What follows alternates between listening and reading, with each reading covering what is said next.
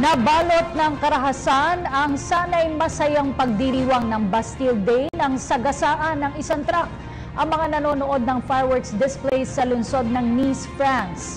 Hindi bababa sa 84 ang nasawi mula sa insidente. Napatay naman ng mga otoridad ang suspect, subalit inaalam pa kung may kaugnayan ito sa Islamic State.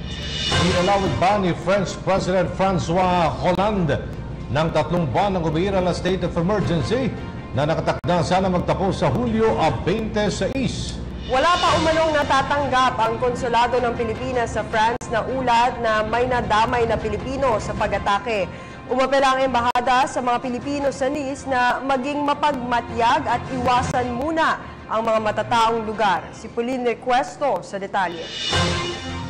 Umakyat na sa 84 na kataong patay habang daan-daan ang sugatan sa Nice, France matapos araruhin ng isang truck ang mga nanonood sa fireworks display bilang pagdiriwang ng Bastille Day, ang Independence Holiday ng France. Naniniwala si French President François Hollande na mayroong elemento ng terrorist attack ang insidente.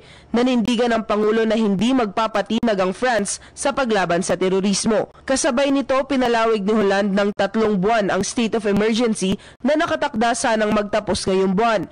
Isinailalim ang buong France sa state of emergency matapos ang nangyaring terrorist attacks noong Nobyembre. Sa ngayon, nagpapatuloy ang pag-alam sa pangalan ng suspect na kinilala bilang isang 31-year-old French-Tunisian at residente ng Nice. Inaalam pa rin ng mga otoridad kung konektado ang suspect sa Islamic State.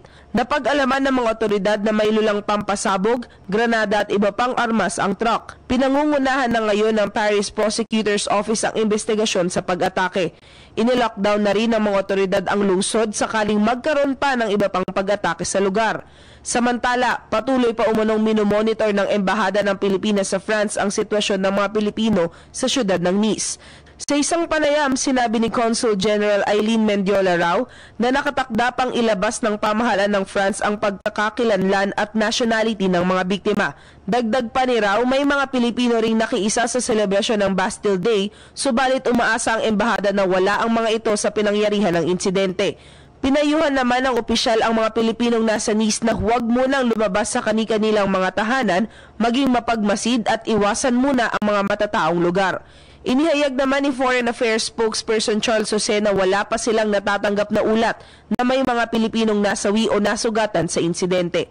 Para sa PTV News, ako si Pauline Requesto.